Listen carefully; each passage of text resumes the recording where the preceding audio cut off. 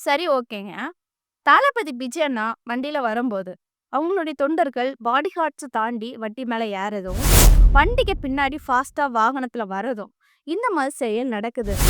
யாராச்சும் கொஞ்சம் யோசிச்சு பார்த்துருக்கீங்களா? இப்போ ஆட்சியில இருக்கிறவங்க வண்டியில வாராங்க அப்படின்னா, ஏதாவது தொண்டர்கள் வந்து வண்டிக்கு மேல ஏறுறாங்களா? இல்லன்னா அந்த வண்டிக்கு பின்னாடி ஃபாஸ்ட்டா வாராங்களா? அப்போ தளபதி விஜய் அண்ணானால தானே இந்த மாதிரி பண்றீங்க.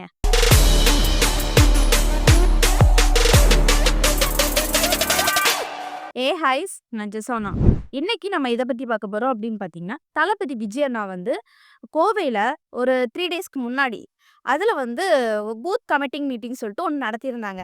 அதுல அவங்களுடைய தொண்டர்கள் பண்ண செயல்கள கண்டித்து, நம்ம தளபதி விஜய் அண்ணா வந்து ஒரு கடிதத்த வெளியிட்டிருக்காங்க. அந்த கடிதத்துல முழுக்க முழுக்க என்ன இருக்குது அப்படின்னு பார்த்தீங்கன்னா, அவங்க தொண்டர்கள் பண்ண விஷயமா தான் ஃபுல்லா அதுல இருக்குது. அப்படி அந்த கடிதத்துல அவங்க தொண்டர்கள் பத்தி என்ன இருக்குது? இத பத்தி தான் முழுக்க முழுக்க நம்ம வீடியோல பார்க்க போறோம். இந்த வீடியோக்குள்ள போறதுக்கு முன்னாடி, இந்த வீடியோ பத்தின கருத்து ஏதாவது உங்களுக்கு இருந்துச்சுன்னா, கமெண்ட்ல தெரிவிங்க. ஏன்னா, உங்களுடைய கமெண்ட்ட பார்த்துட்டு, நாங்க நெக்ஸ்ட் வீடியோ பெஸ்ட்டா எடுக்கிறதுக்கு யூஸ்ஃபுல்லா இருக்கும். வாங்க வீடியோக்குள்ள போய் பார்த்து தெரிஞ்சுக்கலாம். முதல்ல பூத் கமிட்டிங் மீட்டிங் வந்து கோவையில ஒரு 3 டேஸ்க்கு முன்னாடி நடந்துச்சு. அது கோலாகலமா நடந்துட்டு இருந்துச்சு. ஆனா, அந்த மீட்டிங்ல நெறைய விஷயங்கள் நடந்திருக்குது. ஒரு எவ்ளோ பெரிய மனுஷன் சினிமா துறையில இருந்து மக்களுக்காக நெறைய செய்யணும் அப்படிங்கிறதுக்காக எலெக்ஷனுக்கு வந்திருக்காங்க. ஆட்சிக்கு வரணும் அப்படி சொல்லிட்டு எல்லாம் பண்றாங்க. இத பார்த்து மக்கள் நம்ம என்ன பண்ணணும், அந்த 200 கோடி சம்பளத்த விட்டுட்டு, இந்த அளவுக்கு வந்திருக்காங்களே அப்படின்னு சொல்லிட்டு சப்போர்ட் பண்ணணும். ஆனா, அந்த கோவையில நடந்த நிகழ்ச்சியில வந்து அவங்க தொண்டர்கள் பண்ண விஷயம், மனசாட்சி இல்லாத மாதிரி அவங்க பண்ணியிருந்தாங்க. அப்படி என்னதான் பண்ணியிருந்தாங்க அப்படின்னு வந்து பார்த்தோம்னா, கோவையில வந்து நம்ம தளபதி விஜய் அண்ணா இறங்குனாங்க. இறங்குன டைம்ல இருந்து, அவங்க அந்த ஸ்பாட்டுக்கு போறது வரைக்கும் கோலாகலமா செலிப்ரேட் பண்ணிட்டு தான் போயிருந்தாங்க. இது எல்லாமே ஓகே. அந்த கேப்ல, அந்த நடுவுல என்ன நடந்துச்சு அப்படின்னு பார்த்தீங்கன்னா, தளபதி விஜய் அண்ணா மீது அதாவது வண்டியில வந்துட்டு இருக்காங்க. அந்த வண்டிக்கு மேல ஏறி நின்னு ஆடுறாங்க. பாடி கார்ட்ஸ் எல்லாம் இருக்குறாங்க சுத்தி. ஆனாலுமே அந்த பாடி கார்ட்ஸ் கூட கண்டுக்காம என்ன பண்ணிட்டாங்கன்னா, அவங்க போக்குல ஏறுறாங்க. இத பார்க்கும்போது அந்த பெரிய மனுஷனுக்கு எப்படி இருக்கும்? கண்டிப்பா பயமா தானே இருக்கும். யாரா இருந்தாலும் பயமா தான் இருக்கும். சரி அத விட்டுட்டாங்க. சரியா? அடுத்தது என்ன பண்றாங்கன்னா, வண்டி போகுது. அதாவது தளபதி விஜய் அண்ணா வண்டி வந்து ஸ்பீடா போயிட்டு இருக்குது. அப்ப என்ன பண்ணணும்? ஏதாவது நெறைய வண்டி பின்னாடி வந்துகிட்டே இருக்குது. அப்போ அதுல ஒரு தொண்டர் என்ன பண்றாருன்னா, தளபதி விஜய் அண்ணா வண்டி பின்னாடி ஓடுறாரு, ஓடுறாரு, ஃபாஸ்ட்டா ஓடுறாரு. இதெல்லாம் ஒரு மனசாட்சி இருக்காங்க. ஏன்னா, நெறைய வண்டி வருது. அந்த நபருக்கு வந்து ஒரு ஆக்சிடென்ட் ஆச்சுன்னா, யார் பதில் சொல்லுவாங்க? அதையும் நெனச்சு பார்க்கணும் தொண்டர்கள். அதையும் விட்டுருவோம். அதுக்கப்புறம் வந்து தளபதி விஜய் அண்ணாவ பார்க்கறதுக்கு ஹெல்மெட் அணியாம நெறைய பேர் வந்ததாட்டும் அது ஒரு சர்ச்சை வந்து கிளம்பிச்சு. சரி இதெல்லாம் போகட்டுமே! அப்போ மறுபடியும் வந்து ஒரு முக்கியமான பிரச்சனை. என்ன அப்படின்னு பார்த்தீங்கன்னா, மாநாட்டுக்குள்ள போயிட்டாங்க. அந்த பூத் கமிட்டி மீட்டிங் இடத்துக்கு போயிட்டாங்க. இது 2 நாள் நடைபெறும். அப்ப விஜய் அண்ணாவ பார்க்கறதுக்கு நெறைய பேர் வந்து கூட்டமா இருக்குறாங்க. அப்போ ஒரு எல்லாருமே இருக்குறாங்க.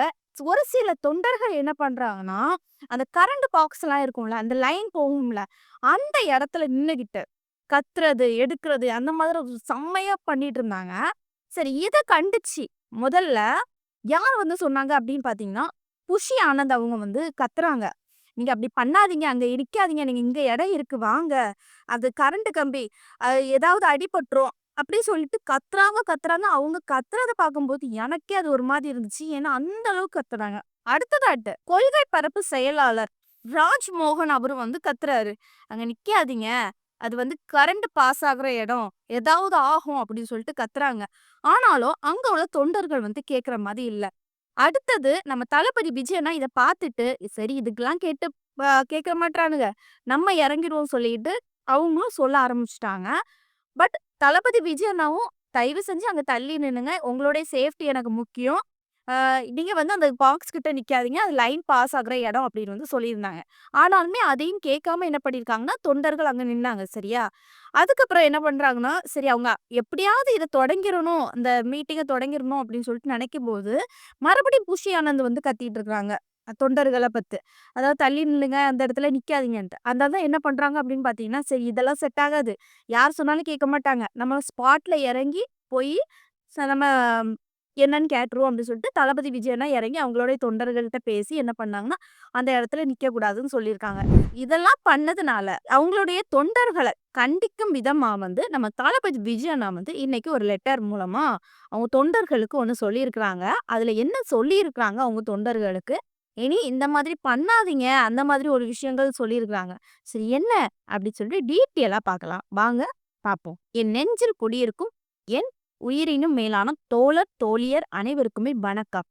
அப்படின்னு சொல்லிட்டு தொடங்கியிருக்காங்க. சரியா?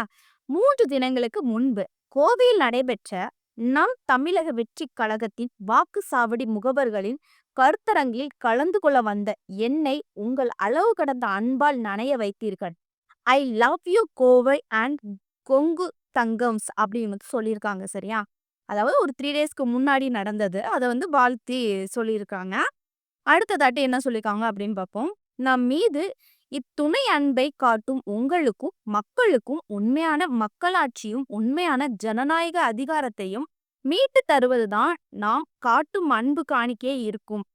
2026 சட்டமன்ற தேர்தல் வெற்றியால் இதை நிச்சயம் நிறைவேற்றி காட்டுவோம் அப்படின்னு வந்து சொல்லியிருக்கிறாங்க. நீங்க காட்டுற அன்புக்கு 2026ல வந்து ஒரு நல்ல ஆட்சி இருக்கும். நான் வந்து கண்டிப்பா ஜெயிப்பேன். அந்த மாதிரி வந்து தளபதி விஜய் அண்ணா சொல்லியிருக்கிறாங்க. அடுத்ததாட்டு இந்த மகிழ்ச்சியான தருணத்தில் தமிழகம் எங்கும் உள்ள நம்முடைய இளம் தோழர்களுக்கும் என்னுடைய அன்பு வேண்டுகோள் சில உண்டு. அவை அன்பு கட்டளைகளாகவும் இருக்கும் என்பதில் சந்தேகம் இல்லை. அப்படின்னு வந்து சொல்லியிருக்காங்க. அதாவது தமிழ்நாட்டு இளைஞர்களுக்கு, தோழர்களுக்கு வந்து ஒரு வேண்டுகோள் வந்து தளபதி விஜய் அண்ணா சொல்றாங்க. சரியா? நம்முடைய இளைய தோழர்கள் நமது வாகனங்களை இருசக்கர வாகனங்களில் தலைக்கவசமின்றி வேகமாக பின்தொடர்வது, பாதுகாப்பு குழுவினரை மீறி வாகனத்தின் மீது ஏறுவது, குதிப்பது போன்ற செயல்களில் ஈடுபடுவது எனக்கு மிகவும் கவலை அளித்தன. அதாவது உங்கள்ட்ட சொல்லியிருந்தோம்ல, ஹெல்மெட் கூட வச்சிருந்த ஹெல்மெட்டை எடுத்துக்கிட்டு ஃபாஸ்டா போறாங்க. அது மட்டும் இல்லாம அவ்வளவுத்துக்கு இருந்த பாடி கார்ட்ஸ் இருந்த பிறகுமே என்ன பண்ணாங்க அப்படின்னு பார்த்தீங்கன்னா, அந்த வண்டிக்கு மேல ஏறி அண்ணா சொல்லிட்டு கத்துறது, குதிக்கிறது, ஓடுற வண்டியிலே சரியா? இதனால யாருக்கு நஷ்டம்? தொண்டர்களுக்கு தான் அடிபடும். அதனால தான் நம்ம தளபதி விஜய்னா சொல்லியிருக்காங்க. அடுத்தது, அதனால இப்ப கொஞ்சம் உங்ககிட்ட மனசு விட்டு பர்சனலா பேச விரும்புறேன் அப்படின்னு வந்து சொல்லியிருக்காங்க. சரியா? நம்ம பயணத்தப்போ ஆம்புலன்ஸ் வந்ததும் அதுக்கு வழிய சரி பண்ணிவிட்ட உங்க செயல பாராட்டியே ஆகணும். அதுதான் நீங்க. ஏன்னா, அந்த டைம்ல வந்து ஒரு ஆம்புலன்ஸ் வந்துச்சு. அப்போ தொண்டர்கள் எல்லாருமே என்ன பண்ணாங்கன்னா, வழி விட்டாங்க. சரி அது ஆம்புலன்ஸ்ல நார்மலா ஆம்புலன்ஸ் சொல்லும்போது எல்லாருமே வழி விடுவாங்க. அந்த நெருக்கடியிலயும் தொண்டர்கள் வந்து வழி விட்டாங்க. அதுக்கு வந்து பாராட்டி சொல்லியிருக்காங்க. அடுத்தது, இப்படியெல்லாம் செய்கிற நீங்க, அன்பின் காரணமாக செய்ற சிலதையும் சொல்லியே ஆகணும்.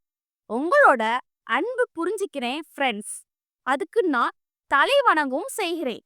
ஆனா எப்பவுமே நம்மளோட அன்பை வெளிப்படுத்துற விதம் அதீதமாகவே இருந்தாலும் அது மத்தவங்களுக்கு முன்னுதாரணமாக தான் இருக்கணும். எல்லாத்துக்கும் மேல உங்களோட பாதுகாப்பு தான் எனக்கு ரொம்ப முக்கியம். நீங்க தான் எனக்கு ப்ரெஷஸ். இவ்வளவு அன்போட இருக்கிற நீங்க எனக்கு கிடைச்சதுக்கு நான் என்ன தவம் செஞ்சேனோ எனக்கு தெரியல.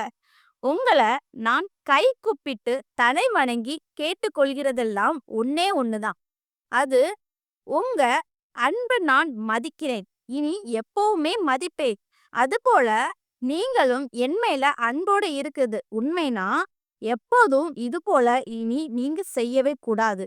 நான் இங்கே சொல்லி இருக்கிற மாதிரி இத நீங்க கட்டளையாகவோ கண்டிப்பாகவோ கூட எடுத்துக்கோங்க. தப்பே இல்ல. அடுத்ததா என்ன சொல்லியிருக்காங்க அப்படின்னு பார்த்தீங்கன்னா, நம்ம அரசியல்ல கடமை, கண்ணியம், கட்டுப்பாடோட கண்டிப்பும் செல்ஃப் டிசிப்ளின் 100% சரியா? சமரசமற்றம் தான் இருக்கணும்.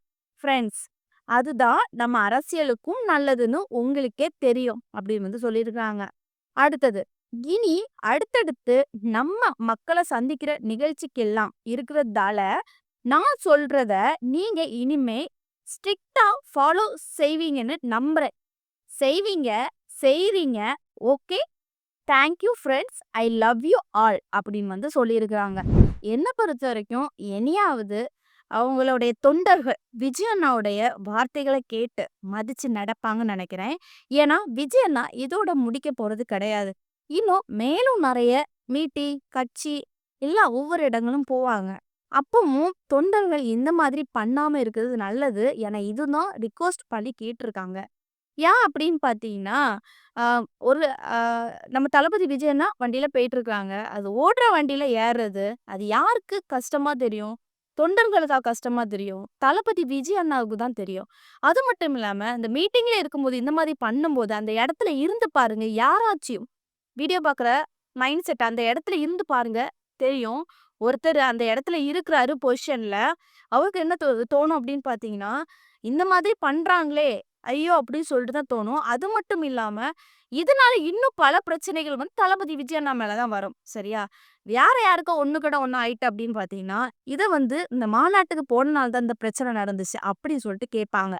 இதுக்கு பதில் சொல்ல முடியாதுங்க. மைண்ட் பிரஷர் அந்த அளவுக்கு தான் இருக்கும். சரி ஓகேங்க. தளபதி விஜய் அண்ணா வண்டியில வரும்போது, அவங்களுடைய தொண்டர்கள் பாடி கார்ட்ஸ தாண்டி வண்டி மேல ஏறதும், வண்டிக்கு பின்னாடி ஃபாஸ்ட்டா வாகனத்துல வரதும், இந்த மாரி செயல் நடக்குது. யாராச்சும் கொஞ்சம் யோசிச்சு பார்த்துருக்கீங்களா? இப்போ ஆட்சியில இருக்கிறவங்க வண்டியில வாராங்க அப்படின்னா, ஏதாவது தொண்டர்கள் வந்து வண்டிக்கு மேல ஏறுறாங்களா? இல்லன்னா அந்த வண்டிக்கு பின்னாடி ஃபாஸ்ட்டா வாராங்களா? அப்போ தளபதி விஜய் அண்ணானால தானே இந்த மாதிரி பண்றீங்க. ஆனா, அவங்கள்ட்ட பண்ணி பாருங்களேன். அந்த கஷ்டம் தெரியும். அவங்க என்ன பண்ணுவாங்கன்ட்டு. அண்ணானால சும்மா இருக்குறாங்க. நம்மளுடைய தொண்டர்கள் அப்படின்னு சொல்லிட்டு இருக்குறாங்க. அவங்க கேட்டது என்னன்னா, இந்த மாதிரி "நீ பண்ணாதீங்க. எனக்கு பிரச்சனை இல்ல. உங்களுக்கு தான் பிரச்சனை வரும். ஆபத்து வரும்." அப்படின்னு சொல்லிட்டு உங்களுடைய நன்மைக்காக தான் தளபதி விஜய் அண்ணா சொல்லியிருக்காங்க. சரி, இனியும் அவங்களுடைய தொண்டர்கள் யாராச்சும் இந்த வீடியோ பார்த்தீங்கன்னா, தளபதி விஜய் அண்ணாவ பேச்சு மதிச்சு நடந்துக்கோங்க. இந்த வீடியோ பார்க்குற நீங்க தளபதி விஜய் அண்ணாவ பத்தி என்ன நினைக்கிறீங்க? அவங்களுடைய தொண்டர்கள பத்தி என்ன நினைக்கிறீங்க? கமெண்ட்ல தெரிவிங்க. நெக்ஸ்ட் ஒரு இன்ட்ரெஸ்ட்டான வீடியோல சந்திக்கிறேன். பாய்.